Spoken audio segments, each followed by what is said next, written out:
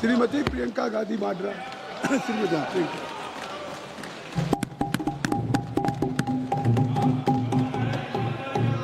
धन्यवाद अध्यक्ष महोदय जी, आपने मुझे इस विषय पर बोलने का मौका दिया।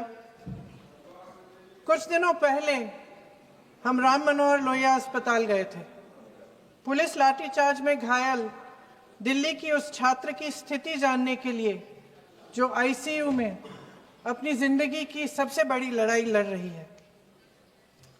हमसे कुछ ही समय पहले आदरणीय स्वास्थ्य मंत्री जी श्री जेपी नड्डा वहां गए थे और उनसे कुछ समय पहले अन्य नेता भी गए। जब तक हम वहां पहुंचे, उस लड़की की मां नेताओं के आने जाने से गुस्से में थी। सुन लीजिए, सुनिए, किसी की पीड़ा का मजाक नहीं उड़ाते। किसी कोई भी हो, किसी की पीड़ा का मजाक नहीं उड़ाते।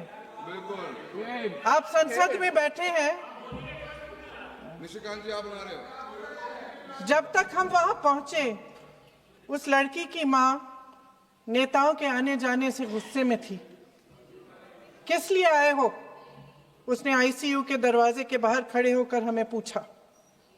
हमारे सामने कांपते हुए हाथ जोड़े कहने लगी कि धन्यवाद आप आए हैं, ठीक है, मगर मुझे किसी से नहीं मिलना, मुझे किसी से बात नहीं करनी। महोदय, उस मां की पीड़ा से उसका पूरा शरीर कांप रहा था, लेकिन उसने दृढ़ आवाज में कहा, सुबह से बड़े बड़े लोग यहां आ रहे हैं, एक के बाद एक वीडियो बना रहे हैं। वह भी आए जिन्होंने मेरी बेटी का ये हाल किया है। किस लिए? उसने हमसे पूछा। किस लिए? मेरी बेटी की बलि तो चढ़ गई है, लेकिन उसे कुछ भी हो जाए तो मैं उसके लिए अपने आप लड़ूंगी। मुझे किसी की मदद नहीं चाहिए, मैं अकेले लड़ लूंगी। महोदय, शायद मुझे यहाँ खड़े होकर सबके सामने ये बात नहीं कहनी चाहिए, मगर उस माँ की गुहार ने मुझे शर्मिंदा किया। उसके दिल के टूटने की वो आवाज जो अस्पताल की दीवारों से में गूंज रही थी, मेरे मन में अभी भी गूंज रही है। इसलिए उस माँ की इजाजत लिए बिना मैं आपके द्वारा आदरणीय प्रधानमंत्री महोदय जी और आदरणीय गृह मंत्री महोदय जी से पूछना चाहती हूँ कि क्या जरूरत थी एक मासूम बच्ची पर इस तरह दमन करने की? क्या जरूरत थी उन छात्रों पर आंसू गैस चलवाने की, उन पर लाठियां बरसाने की, उन पर वाटर कैनन्स चलवाने की? क्या जरूरत थी उन नौजवान लड़कियों को जलील करते हुए उनके कपड़े फाड़ने की, उनको बेरहमी से गंदी तरह पिटवाने की? देश के युवाओं पर पैलेट गन्स और AK-47 चलवाने की क्या आवश्यकता थी? क्या वे आतंकवादी थे? क्या आतंकवादी हैं? टेररिस्ट हैं? हाँ, कांग्रेस बोल रही है। हाँ, कांग्रेस बोल रही है। जवाब दीजिए, जवाब दीजिए। कांग्रेस बोल रही है, जवाब मांग रही है, जवाब दीजिए।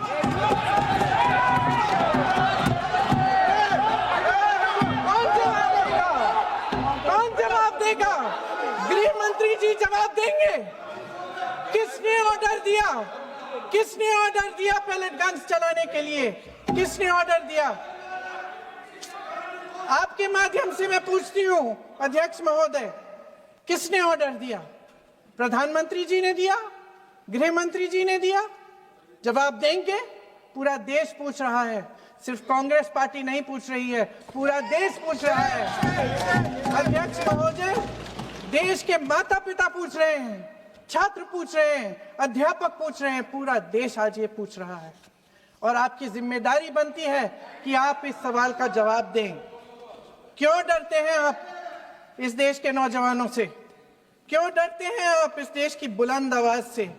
और उस आवाज को दबाने का हक आपको किसने दिया है?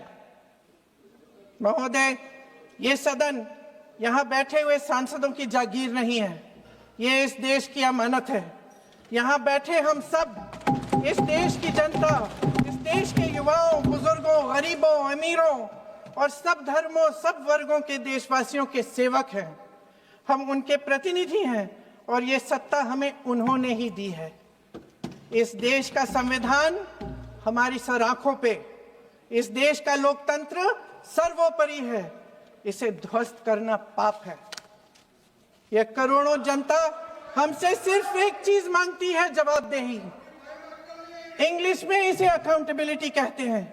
हमें सत्ता देकर, हमें यहां तक लाकर सिर्फ उसकी ये गुहार है कि जो हम करें उसकी भलाई के लिए करें, और अगर उनके साथ अन्याय हो तो हम उनके प्रति जवाबदेह बने और उन्हें न्याय दिलवाएं। पिछले दिनों हजारों बच्चे सड़क पर उतरे, उन्होंने अपनी पीड़ा व्यक्त की। गांधी जी के दिखाए हुए रास्ते पर अहिंसा और सत्य को अपने दिलों में रखते हुए, गाते, मुस्कुराते हुए शांतिपूर्वक प्रदर्शन किया। लोकतंत्र के सबसे पवित्र सिद्धांत के तहत उन्होंने अपनी आवाज उठाने का अधिकार कायम किया।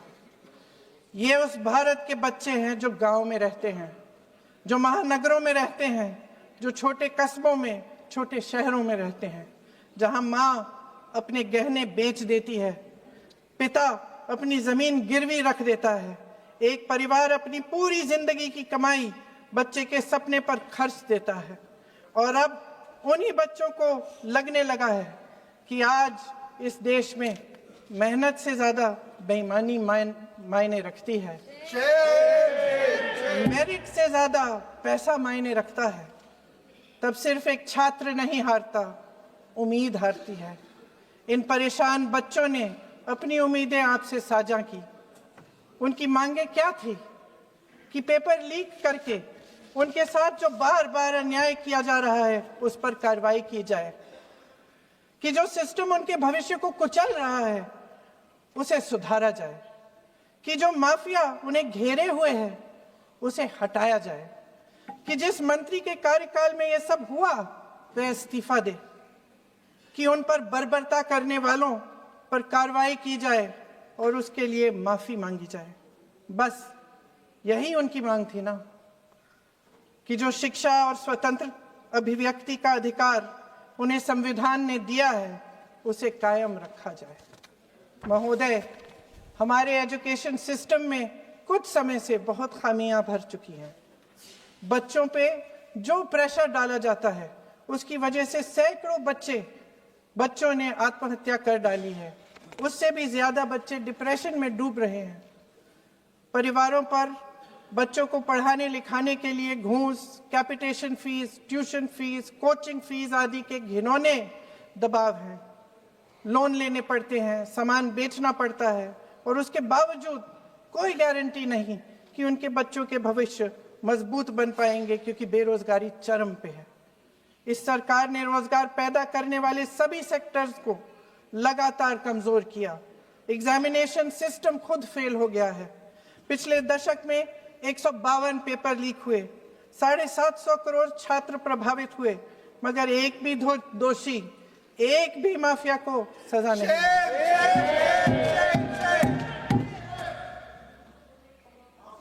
हमारे एजुकेशन में आरएसएस के प्रचारकों को भर भर कर उसे खोखला बना दिया है। जबरदस्ती एनटीए बनवाकर सिस्टम का केंद्रीकरण करके उसे और भी उलझा दिया।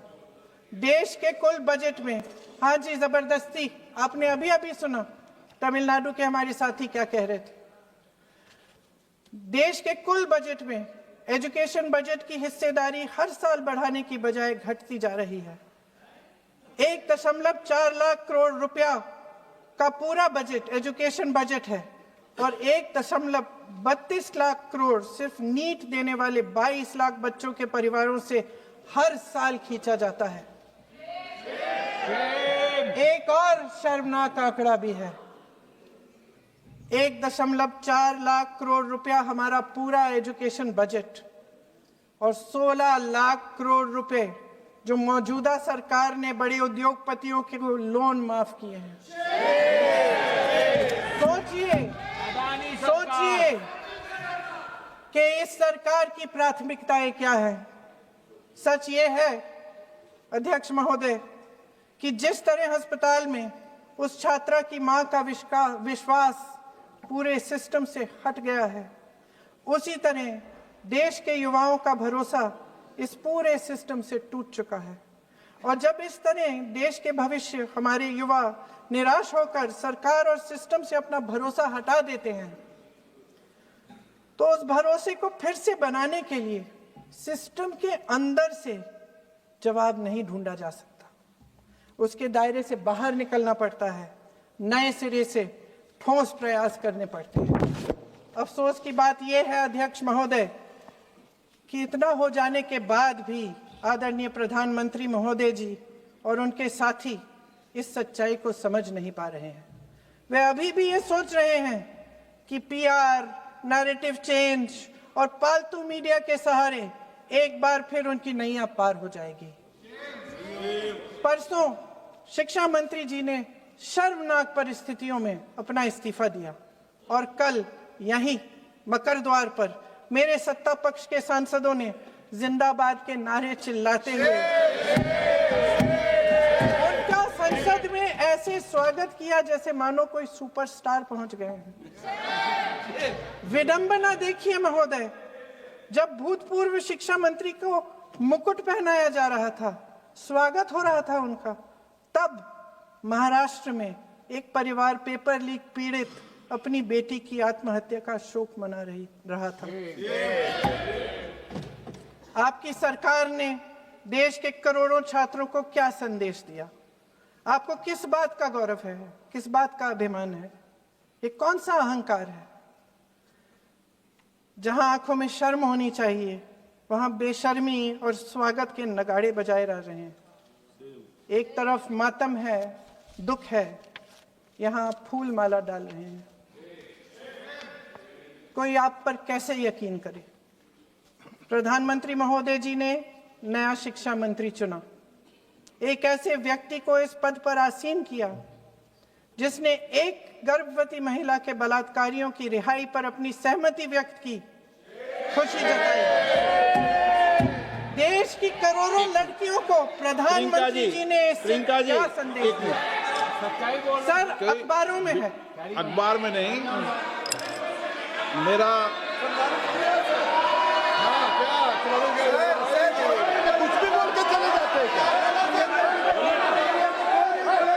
अरे तो कैसे, क्या है इनके पास? ऐसा ही कोई आरोप लगा दीजिएगा, कोई नियम कानून नहीं है।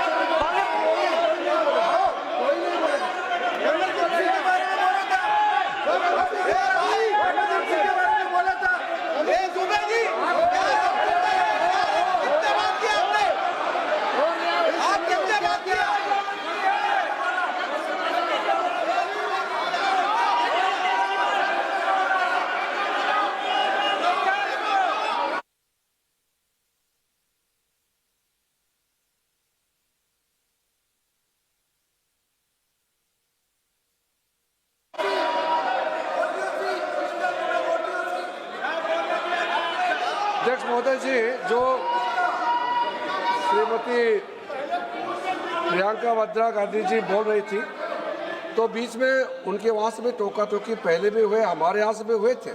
अभी हम लोग तो शांति से सुन रहे हैं, लेकिन जो अभी अभी हमारे वर्तमान नए शिक्षा मंत्री को जो उन्होंने टिप्पणी की, कैरेक्टर असैसिनेशन है एक तरीके से संसद में, और इस तरीके के भाषा हम उम्मीद नहीं करते हैं।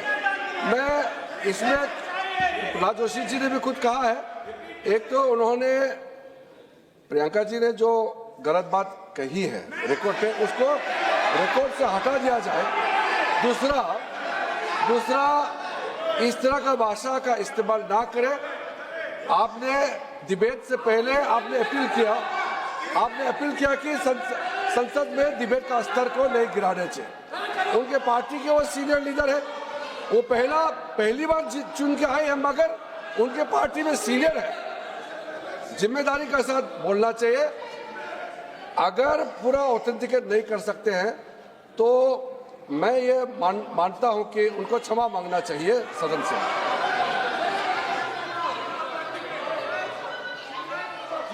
मेरा मत ये सदन के अंदर, ये सदन सर्वोच्च लोकतांत्रिक संस्था का सदन है, इसका एक एक शब्द हमेशा रिकॉर्ड में रहता है। मैं माननीय सदस्य से आग्रह करूंगा कि बिना तथ्यों के हमें इस तरीके के सदन के पटल पर बात नहीं होनी चाहिए।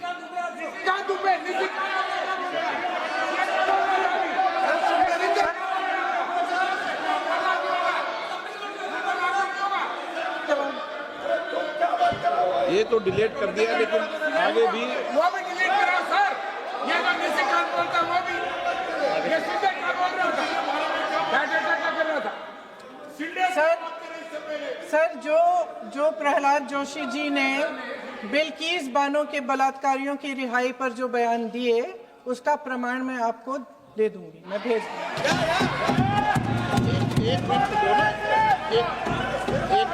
मैं ऑथेंटिकेट करूंगा। स्पीकर का डायरेक्शन 115, उनको पहले ऑथेंटिकेट करने के लिए सर, ऑथेंटिकेट करेंगे उसके बाद वो आगे बढ़ेंगे, ऐसे नहीं होगा। पहले ऑथेंटिकेट करने दो सर, उनको ऑथेंटिकेट करने के लिए कहिए, ऑथेंटिकेट करने कहिए उनको।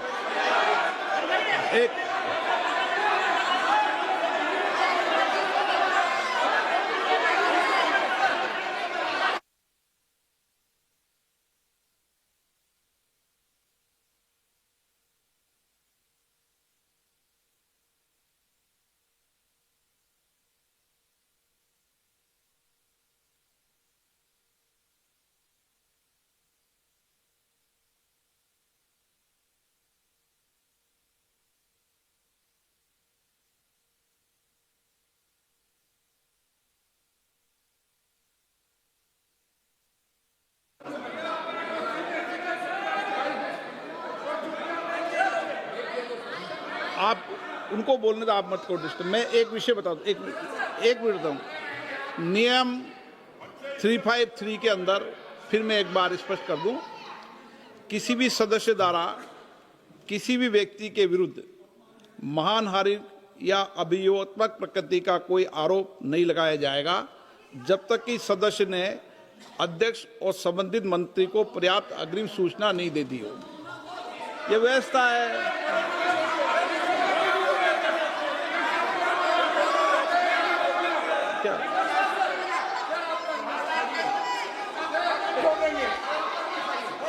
House, ma'am.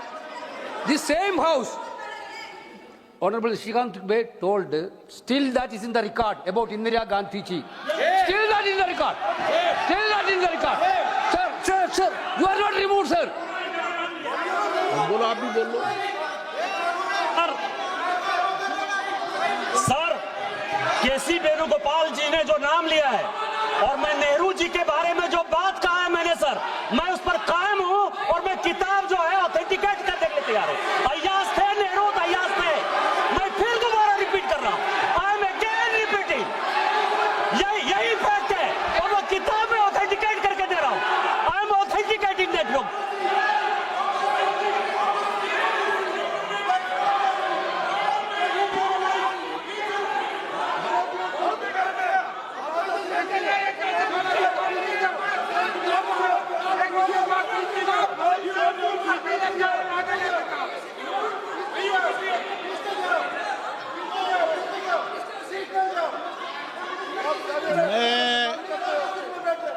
मैं जब आसन पर होता हूं, जो मैं व्यवस्था देता हूं, चाहे सत्ता पक्ष हो या प्रतिपक्ष हो, मैं समान व्यवस्था देता हूं।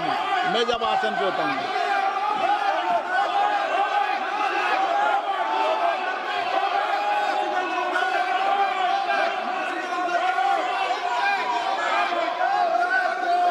प्लीज बोलने दो। आप उनको बोलने दें, उनको बोलने दें। नो,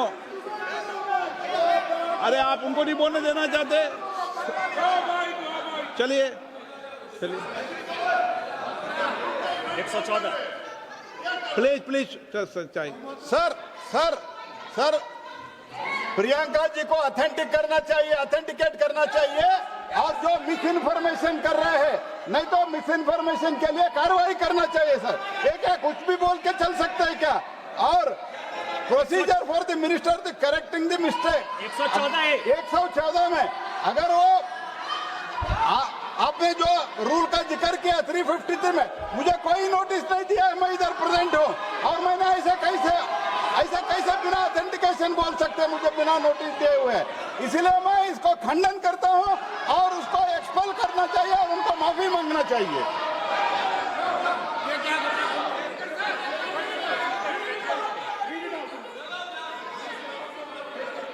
नहीं, ये चैप्टर आगे नहीं बढ़ेगा sir. Bill pay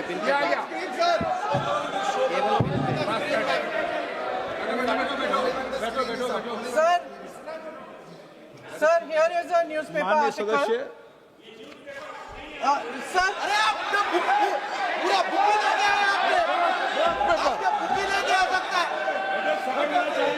Sir, written by a respected माननीय journalist, सदस्य, I will authenticate using this, sir. आप माननीय सदस्य प्लीज इसको छोड़ दें।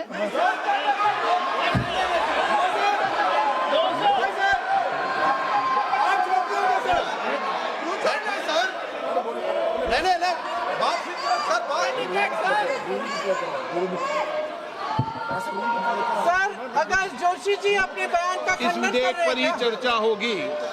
आप इस बयान का खंडन कर रहे हैं क्या? नहीं, जोशी जी माननीय से पूछेगा। सदस्य, मैं आपसे फिर आग्रह कर रहा हूं, इस सदन में इस विधेयक पर ही चर्चा होगी।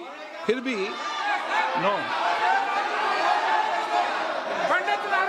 ये विधेयक का विषय नहीं है। आप नो, आप बोलो तो विधेयक पर बोलो, ये मेरी अपेक्षा आपसे। प्लीज छोड़िए, ये रख दो। इस विषय को छोड़िए।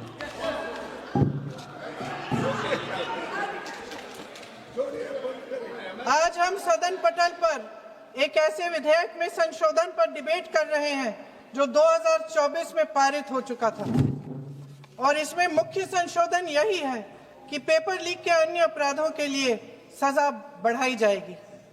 मगर जब से ये विधेयक पारित हुआ तब से अब तक इस सरकार ने एक भी अपराधी को सजा नहीं दी। आपने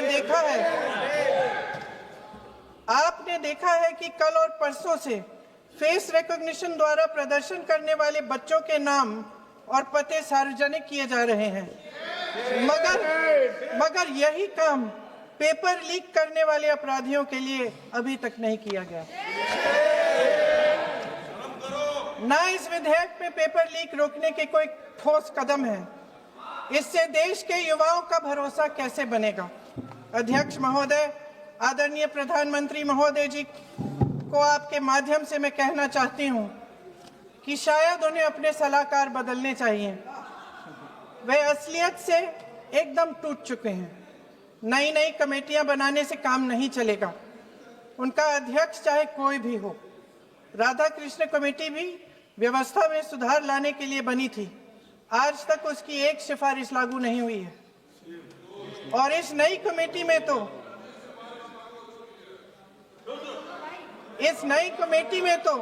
एक एक्स-आईबी चीफ, फिर चिल्लाएंगे, एक एक्स-आईबी चीफ, एक आईटी कंपनी के मालिक और एक गौमूत्र के विशेषज्ञ भी हैं।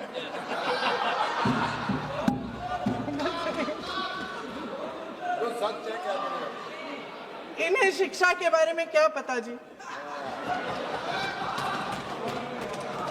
सर, सच है। आप आज मेरे से नाराज हो रहे हैं। मन मुस्कुरा लीजिए। वो आपने भी चुनाव लड़ा।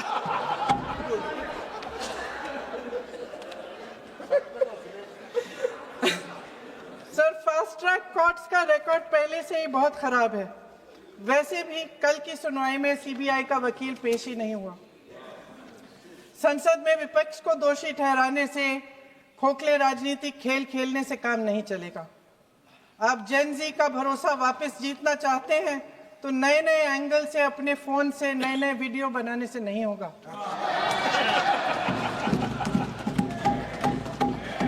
प्रधानमंत्री जी को कैमरे का एंगल नहीं, दिल का एंगल बदलना पड़ेगा।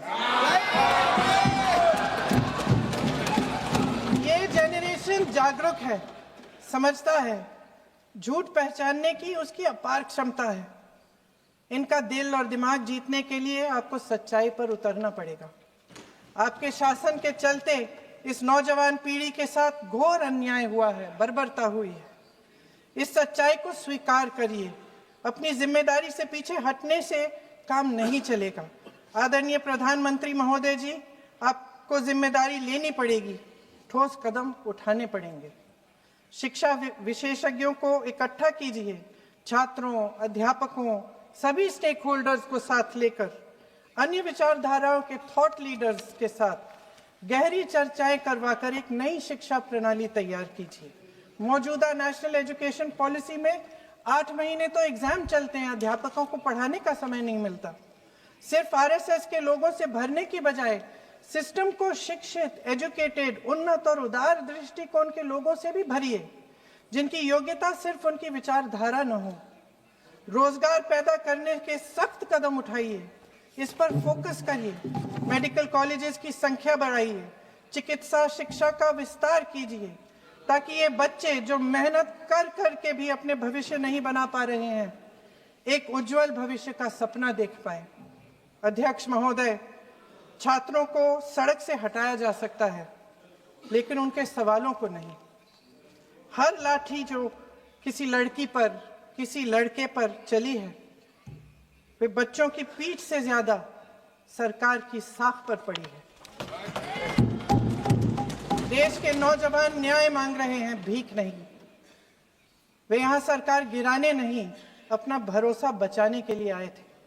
अध्यक्ष महोदय, आपके माध्यम से मैं सरकार को कहना चाहती हूं, अपनी साख बचाइए, अपनी नीयत ठीक करिए, अपनी अकड़ का इलाज कीजिए, अपने वादों पर अमल कीजिए। आपके शासन में हमने बड़ी बड़ी चोरियां देखी हैं। चुनाव में वोटों की चोरी, राम मंदिर में चंदा की चोरी, आपके उद्योगपति मित्रों द्वारा देश की संपत्ति की चोरी, किसानों की जमीन की चोरी। लेकिन सबसे बड़ी चोरी, हाँ ठीक है, सबसे बड़ी चोरी तब हुई। कहिए, बोलिए।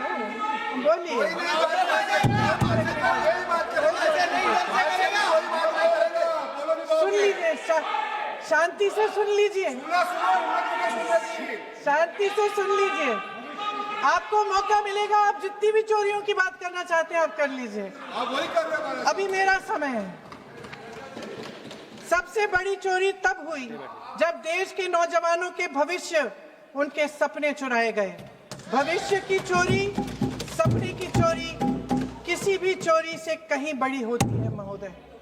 अगर देश का युवा निराश हो जाए, अगर देश का युवा निराश हो गया, उसकी उम्मीद टूट गई, तो सबसे बड़ी हार भारत की हार होगी। और हम कांग्रेस और विपक्ष के लोग जान दे देंगे, मगर भारत की हार नहीं होने देंगे। जय हिंद। सर, अब तो मुस्कुरा लीजिए, भाषण खत्म।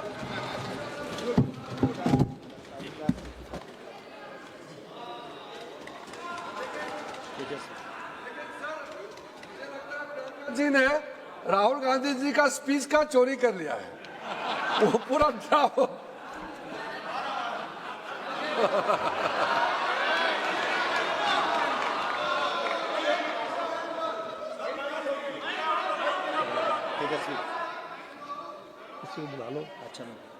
तेजस्वी सूर्या, धन्यवाद स्पीकर सर।